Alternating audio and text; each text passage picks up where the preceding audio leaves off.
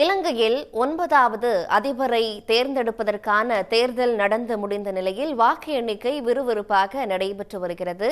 காலை முதலே இடதுசாரி தலைவர் அனுரகுமார திசநாயக்க முன்னிலையில் இருந்த நிலையில் தற்போது அவரை சரிவை சந்தித்து வருவதாகவும் கூறப்படுகிறது.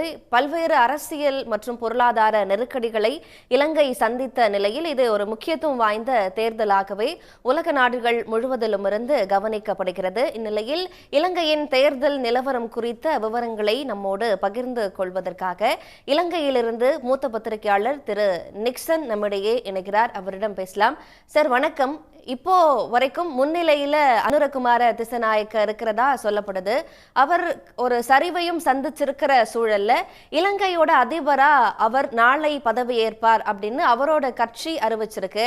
அப்படின்னா அவரோட வெற்றி அப்படிங்கிறது கிட்டத்தட்ட உறுதியாகிடுச்சு அப்படின்னு சொல்ல முடியுமா? இப்ப இருக்கிற நிலை என்னங்க?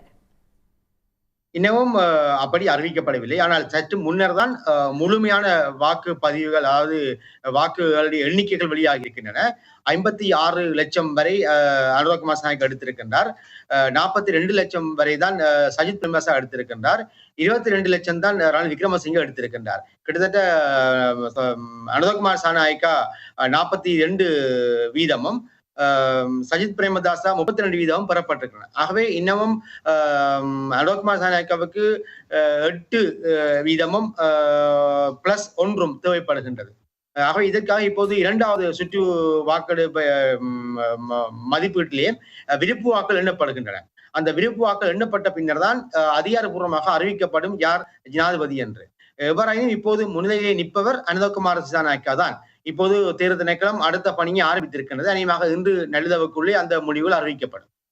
சார், இந்தியா உள்ளிட்ட அனைத்து அண்டை நாடுகளை சேர்ந்தவர்களுமே இலங்கை தேர்தலை உற்று நோக்கி கவனித்து வருகின்றன.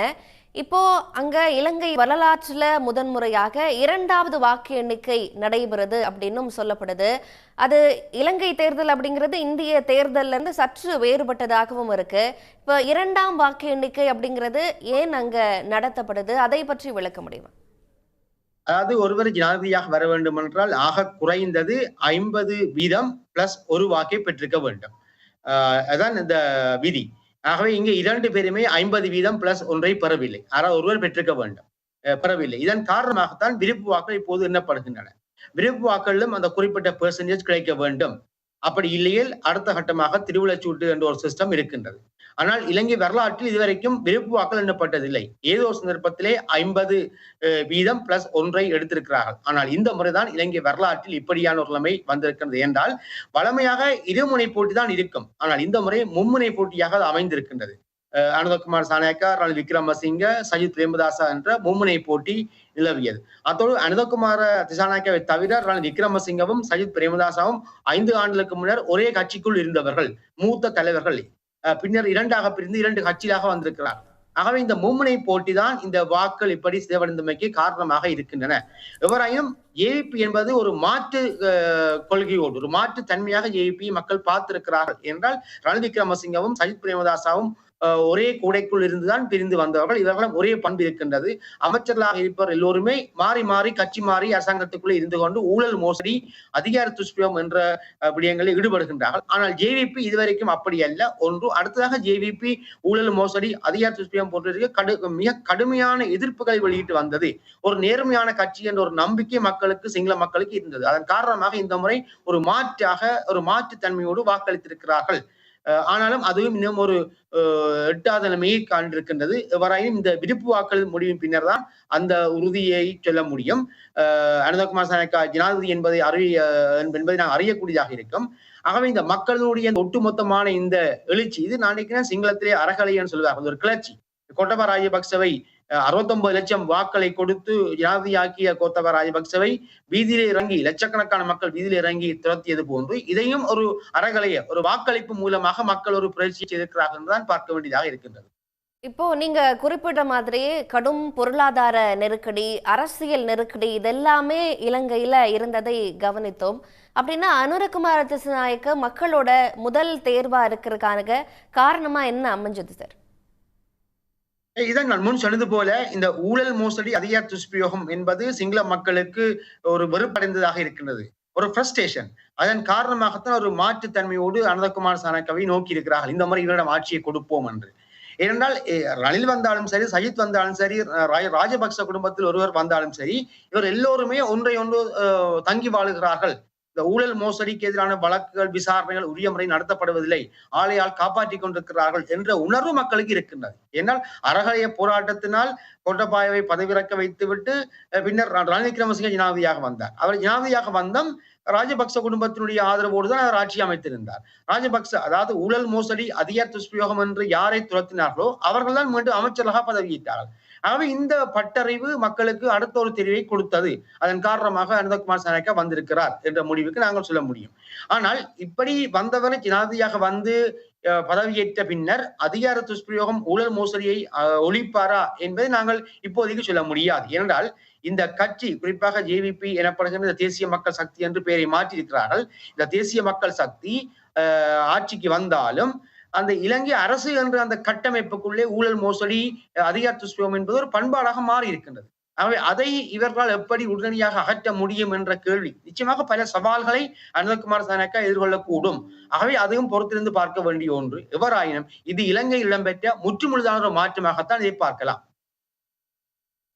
அனுரகுமார திசுநாயக்க முன்னிலையில இருந்தாலும் கூட ஒரு 50% மேலான பெரும்பான்மை கொடுக்கல மக்கள். அப்போ இது ஒரு டிசைசிவ் மேண்டேட் கொடுக்கல அப்படிங்கிறது எதை காட்டுது அப்படின்னு நினைக்கிறீங்க? அதிலும் இல்லாம இப்போ இந்த தேர்தல் முடிவுகள் ஈழத்தமிழர்களுக்கு என்ன விதமான பலனளிக்கும் வகையில இருக்கும்னு நினைக்கிறீங்க? நாளைக்கு இந்த நீங்கள் கேள்வியிலே இந்த முதல்ல குறிப்பிட்டது போல இந்த 50% ஏன் கொடுக்கவில்லை என்பது நல்ல கேள்வி. நான் நினைக்கின்றேன் ரணில் விக்ரமசிங்க, சஜித் பிரேமதாசா ஆகியோர் இப்போது ஒவ்வொரு கட்சியாக இருந்தாலும் கிட்டத்தட்ட ஒரு 50 ஆண்டு காலமாக அவர் ஒரே கட்சிக்குள் இருந்தவர்கள் தான். அந்த கட்சியினுடைய கொள்கையோடு வாழ்ந்தவர்கள். அவர்களுக்கு ஒரு அடிப்படை வாக்குகள் இருக்கின்றது. அந்த கட்சி ஐக்கிய கட்சி 2ஆக உடைந்தாலும் ஐக்கிய கட்சியிலிருந்து சஜித் பிரேமதாசா 54 உறுப்பினர்களோடு வெளியேறி ஐக்கிய மக்கள் சக்தியோட ஒரு புதிய கட்சியை உருவாக்கி செயற்பட்டாலும் அந்த அடிப்படை வாக்குகளே பெரியளவு மாற்றம் இல்லை. அப்படி இந்த அடிப்படை வாக்குகள் 2ஆக பிரிந்திருக்கின்றன. ஆகவே இந்த அடிப்படை வாக்குகள் தான் இந்த 50% ஒரு வாக்கு பெற வேண்டும் என்ற அந்த விதிக்குள்ளே அனந்தகுமார திசாநாயக்காவுக்கு வர முடியாமல் ஏற்பட்டது. என்றால் அவர் ஒரு அந்த கட்சி ஒரு நினைக்கிற ஆயுத போராட்டத்தோடு இருந்து அதன் பின்னர் 1994ஆம் ஆண்டுல இருந்து ஜனநாயக வழிக்கு வந்த கட்சி படிப்படியாக முன்னேறிக்கொண்டு நாடாளுமன்ற உறுப்பினர்களே இப்போது 5 ஆசனங்களை வைத்திருக்கிறார்கள். 2004ஆம் ஆண்டு இவர்களுக்கு 39 ஆசனங்கள் கிடைத்திருந்தன. அதாவது அப்போதைய ராஜபக்ச குடும்பத்தினுடைய உதவியோடு, அதாவது ஸ்ரீலங்கா சுதந்திர கட்சியை மையப்படுத்திய ஐக்கிய மக்கள் சுதந்திர கூட்டமைப்பு என்ற வெற்றிலை சின்னத்திலே போட்டியிட்டு 39 ஆசனங்களை பெற்றிருந்தார்கள். அதன் பின்னர் அவர்களுக்கு ஆசனம் குறைந்து விட்டது. தங்களுடைய கட்சியில் மாத்திரமே போட்டியிட்டார்கள். ஆகவே அப்படி படிப்படியாக வளர்ந்து வந்த ஒரு கட்சி என்ற அடிப்படையில் அவர்களுக்கான இந்த வாக்கு எடுத்தெடுப்பில் அவருடைய அடிப்படை வாக்கு என்பது 3,90,000 தான். ஆகவே அந்த 3,90,000 இருந்து இப்போது 56 லட்சம் வந்திருக்கிறது என்றால் இது ஒரு பாரிய மாற்றம் தான். ஆகவே அந்த இடத்தில் 50% ஒன்று என்ற அந்த விதி ஏன் அங்கே அவருக்கு எட்டவில்லை என்று சொன்னால், நான் முதல் சொன்னது போல இந்த பாரம்பரிய கட்சிகள் ஐக்கிய தேசிய கட்சி, இப்போது ஐக்கிய மக்கள் சக்தி சஜித் பிரேமதாசா, இந்த 2 பேருமே பாரம்பரியமாக அரசியலில் ஈடுபட்டு வருகிறார்கள். அவர்களுக்கு ஒரு வாக்கு வங்கி இருக்கின்றது. அந்த வாக்கு வங்கியை அடிப்படையிலே மாற்ற முடியாது. இப்போது இந்த ஃப்ளூட்டிங் ஓட், இந்த மிதப்பு வாக்குகள் தான் மாறி அனந்தகுமார் சாணக்கியாவுக்கு வாக்கை செலுத்தி இருக்கின்றன. அதன் காரணமாகத்தான் 50% ஒன்று என்ற அந்த விதியை எட்ட முடியாமல் போயிருக்கின்றது. அடுத்தடுத்த ஆண்டுகளிலே சில வழிகளிலே அது சமப்படக்கூடிய தன்மையை காணக்கூடியதாக இருக்கும்.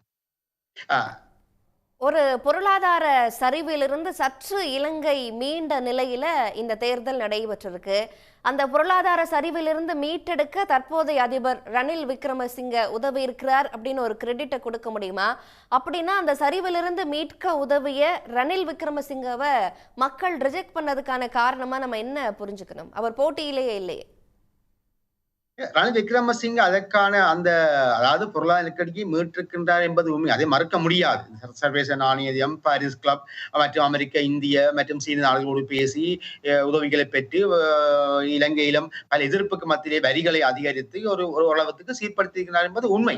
அவர் ஒரு சிறந்த ராஜதந்திரி, ஒரு புத்திஜீவி என்று பார்க்கப்படுகின்ற ஒருவர் ரணில் விக்ரமசிங்க. ஆனால் இந்த மக்கள் ஏன் அந்த கிரெடிட்டுக்கு ஒரு பதிலை கொடுக்கவில்லை தேர்தலில்லை என்று சொன்னால், இந்த அந்த அறகலைய போராட்டம், அந்த கிளர்ச்சி, அந்த காலிமுகத்திரல் கிளர்ச்சி என்பது கோட்டபய ராஜபக்சவை வெளியேற்றுவதற்கானது. ஆகவே அவரை வெளியேற்றிவிட்டு நாடாளுமன்ற அரசியல் ஜாப்பின் பிரகாரம் நாடாளுமன்றத்தை வாக்கெடுப்பு நடத்தி இவர் ஜனாதிபதியாக வந்திருக்கின்றார். ஜனாதிபதியாக வந்தவர் என்னால் இவர் அங்கே நாடாளுமன்றத்தில் ஐக்கிய கட்சியின் சார்பாக ஒருவராகத்தான் ஒரு உறுப்பினர் தான் அங்கே இருந்தார். ஆகவே இவர் அந்த ஜனாதிபதி பதவி விலகினால் பிரதமர் ஜனாதிபதியாக வர வேண்டும் என்ற விதி இருக்கின்றது. ஆகவே அங்கே பிரதமர் அந்த இடம் விலகியும் விட்டார். மஹிந்த ராஜபக்ச அந்த பதவியில் இருந்தார். அப்போது இவர் பிரதமராக வந்தாலும் ஜனாதிபதியாக வருவதற்கு தடை இருந்தது என்றால் நாடாளுமன்றத்தில் இவருக்கு அங்கே செல்வாக்கு இல்லை. இவர் ஒருவர் தான் அங்கே ஆசனம், இவருடைய ஆசனம் மட்டும்தான் இருந்தது. அதன் காரணமாக நாடாளுமன்றத்திலே வாக்கெடுப்பு நடத்திய பொழுது ஸ்ரீலங்கா பொதுஜன பெரமுன, அதாவது ராஜபக்சே மையப்படுத்திய ஸ்ரீலங்கா பொதுஜன பெரமுன உறுப்பினருடைய ஆதரவோடு தான் இவர் ஜனாதிபதியாக வந்தார். வந்து அவர்களைத்தான் அமைச்சராக்கினார். ஆகவே அதன் காரணமாக மக்களுக்கு ஒரு ஏமாற்றம், ஒரு சலிப்பு வந்திருக்கின்றது. ஒரு மாற்றம் என்று இல்லை. இந்த போராட்டத்தின் மூலம் மாற்றம் என்று இல்லை. அறகலைய போராட்டம் வீணாகி விட்டது என்ற அந்த உணர்வு மக்களுக்கு இருந்தது.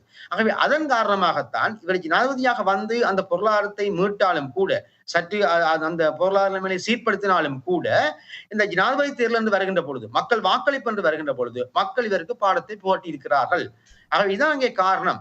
அப்ப ஐக்கிய தேசிய கட்சி 2020ஆம் ஆண்டு நடந்த நாடாளுமன்ற தேர்தலே படு தோல்வி அடைந்தது. எந்த ஆசனமும் அவருக்கு நாடாளுமன்றத்திலே கிடைக்கவில்லை.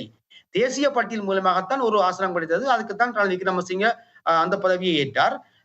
கொரோனா தாக்கம் வந்து அது பின்னர் பொருளாதார நெருக்கடி வந்த பொழுது மக்கள் எழுச்சியால் அப்போது பிரதமராக இந்த மஹிந்த ராஜபக்ச விலக வேண்டி வந்தது. ஆகவே செல்வாக்கு மிக்கவராக ரணில் விக்ரமசிங்கவை கோட்டபாய ராஜபக்ச பிரதமராக்கினார். கோத்தபாயம் வெளியேற வேண்டி வந்த நிலையிலே பிரதமராக இருந்தவர் ஜனாதிபதியாக வந்தார்.